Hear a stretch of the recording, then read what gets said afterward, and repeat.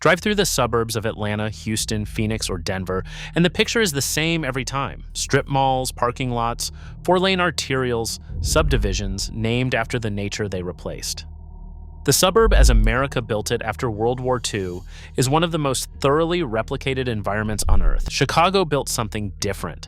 Its inner suburbs have walkable downtowns with actual foot traffic, train stations you can reach on foot from your front door, and commercial streets that have been continuously occupied since the 1880s.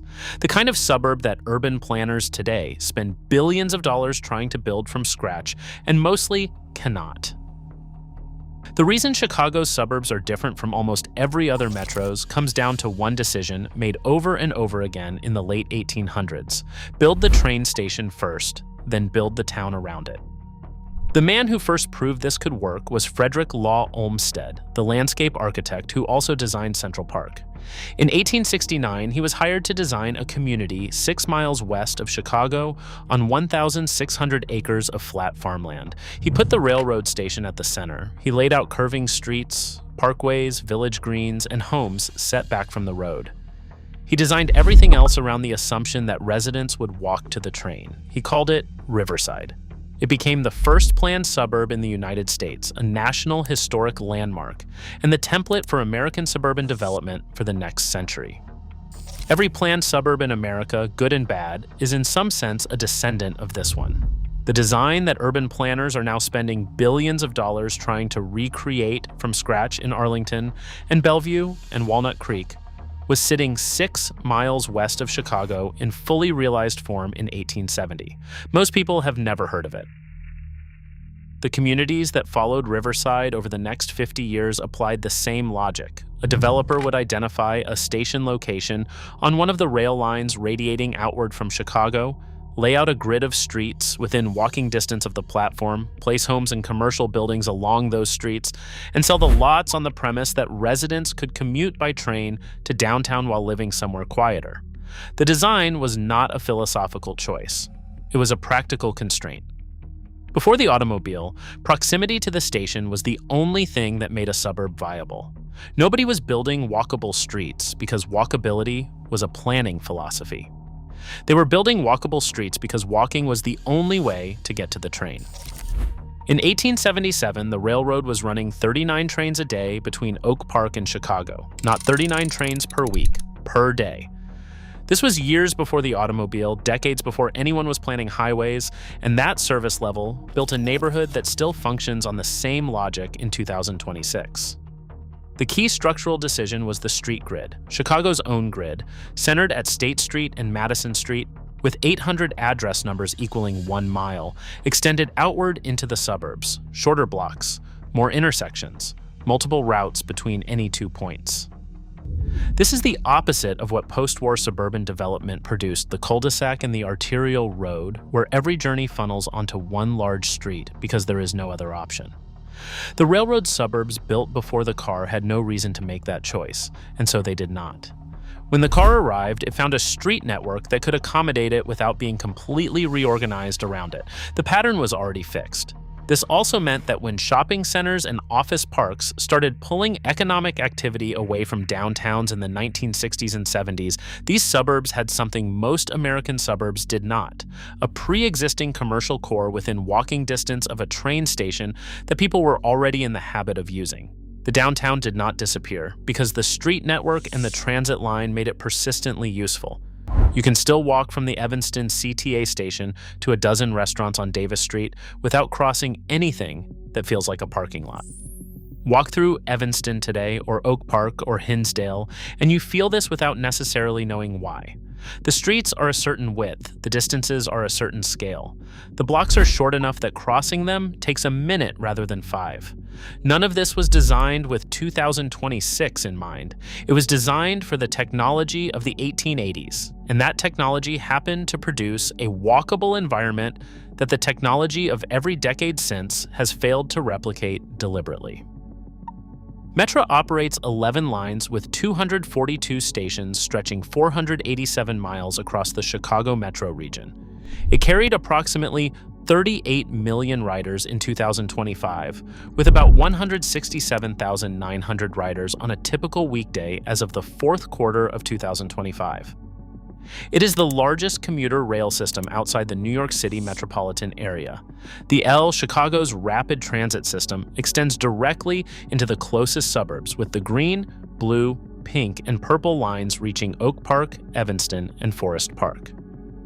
As of the fourth quarter of 2025, the L carries approximately 409,200 weekday riders. Combined, the two systems move around 577,000 people on a typical weekday across the Chicago regional network. These numbers matter because they reflect a system that is actively recovering and growing. Ridership is up for the third consecutive year. The infrastructure that was built for a pre-automobile suburb is being used by a post-pandemic suburban population that, in significant numbers, still prefers not to drive downtown every day. For the suburbs this serves, Metra is not a transit option of last resort. It is a genuine alternative that shapes where people choose to live. An Oak Park resident who commutes to the Loop on the Union Pacific West Line does not need to own a car to function. An Evanston resident with Purple Line access to downtown Chicago on one side and CTA bus connections across the city on the other is living in a different urban arrangement than someone in Alpharetta, whose commute options are limited to Interstate 285. The relationship between the transit and the suburbs is worth understanding specifically. The stations in Oak Park, Evanston, Hinsdale, Wilmette, and dozens of other communities were not dropped into existing car-dependent neighborhoods after the fact. They were built as the organizing principle around which those neighborhoods were then constructed.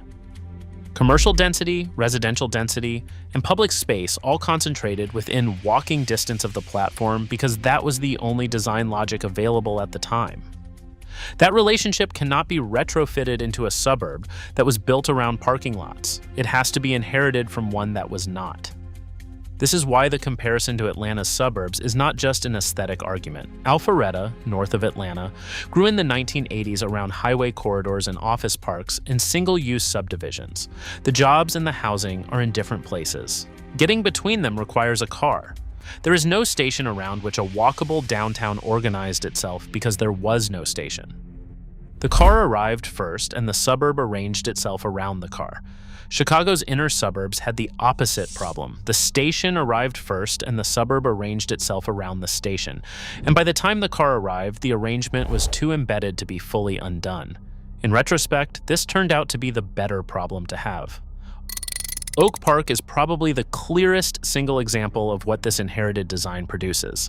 The village has a population density of 11,263 people per square mile.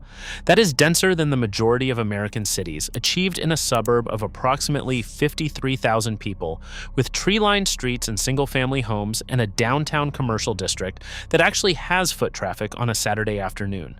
The CTA Green Line and the Metra Union Pacific West both serve it, with downtown Chicago reachable in roughly 20 minutes by either route. From 1889 to 1909, Frank Lloyd Wright lived and worked here, and in that period he designed approximately 25 buildings concentrated within about 2 square miles of each other. 25 Wright buildings in 2 square miles is only possible in a place dense enough and engaged enough with architecture to sustain that level of production in a small area. His clients were neighbors. The commissions came through the same social networks that a walkable, transit-connected community generates. A car-dependent suburb of equivalent population with its dispersed lots and disconnected streets and residents who drive past each other without meeting could not have produced this. The density and the station made each other work. Wright's home and studio on Forest Avenue is a 6-minute walk from the Oak Park Metra station. That is the whole argument compressed into one sentence. You do not get Frank Lloyd Wright in a suburb built around a parking lot. Evanston, 12 miles north along the lake, makes the same argument in a different register. Home to Northwestern University, it functions less like a suburb and more like a small city that happens to be adjacent to a larger one. Its downtown on Sherman Avenue and Church Street has the kind of varied, independently owned commercial fabric that planners spend years trying to manufacture in new development. It has 2 CTA stations and a Metra station serving different destinations. Property values in both Oak Park and Evanston consistently exceed comparable suburbs further from the transit lines, which is the market making the argument that the design makes. People will pay more to live somewhere they do not have to drive everywhere. The market for this is real. The supply of it is constrained. And now for the part that complicates the story. Every Chicago submarket posted rent growth above the national average in 2025, driven by a vacancy rate of 5.0%, 3.5 points below the national average, with new construction starts hitting a decade low of 1,395 units. Illinois is short approximately 142,000 homes statewide. The suburbs with the best transit access, the most walkable grids, and the highest quality of life are also among the most constrained by single-family zoning that protects the residential character that makes them what they are. Oak Park and Evanston, along with a handful of others, are among the only suburban municipalities in Illinois voluntarily attempting zoning reform. Evanston launched a comprehensive planning initiative in January 2024, passed a new comprehensive plan in January 2026, after more than $750,000 in consulting contracts and years of contentious community debate, and is targeting a revised zoning code by the end of 2027. That is more than 3 years of work and significant public expense for one suburb out of hundreds in the Chicago metro. The Illinois Build Plan currently moving through the state legislature would impose statewide minimum zoning standards, removing the need for each municipality to run its own multi-year process just to allow a two-flat. But it has not passed yet. The problem is that the two-flat and the courtyard building and the mixed-use corridor are exactly the housing types that built the density in Oak Park and Evanston in the first place. Post-war zoning restricted them in many of the same neighborhoods. The design that made Chicago's suburbs exceptional also locked in the pattern that is now making them harder to afford and harder to grow. How do you add more housing when the form that makes the suburb work is also the form that restricts it? That is not a hypothetical. Evanston is spending 3 years and $750,000 trying to answer it. Oak Park is paying attention. The state legislature has a bill on it. And the rest of the country, which is trying to build these suburbs from scratch, has a stake in how the answer comes out. Chicago's suburbs are America's best suburbs for a reason that should embarrass everyone in the planning profession who came after them. Riverside was built around a train station in 1869 because that was the only way to build a suburb. Oak Park and Evanston followed the same logic for the same reason. The 39 trains a day, the walkable grid, the density that made Frank Lloyd Wright's career possible, none of it was planned for the 21st century. It was planned for the 1880s, and the 1880s happened to produce a built environment that the 21st century cannot replicate on purpose. Planners in Arlington and Bellevue and Walnut Creek are now doing deliberately, at great expense, what Chicago's suburbs did, incidentally, out of necessity 150 years ago. The research trips, the planning commissions, the transit-oriented development frameworks, the consultants, all of it directed at producing something that a real estate developer figured out in 1869 by simply building near the train because there was no other option. The accident aged better than the plan. And the places that inherited that accident are now grappling with the same question every successful place eventually faces. How do you preserve what made you what you are while becoming more of it? The answer, so far, is complicated. But at least Evanston is the kind of place where the question is worth asking. Most American suburbs are not.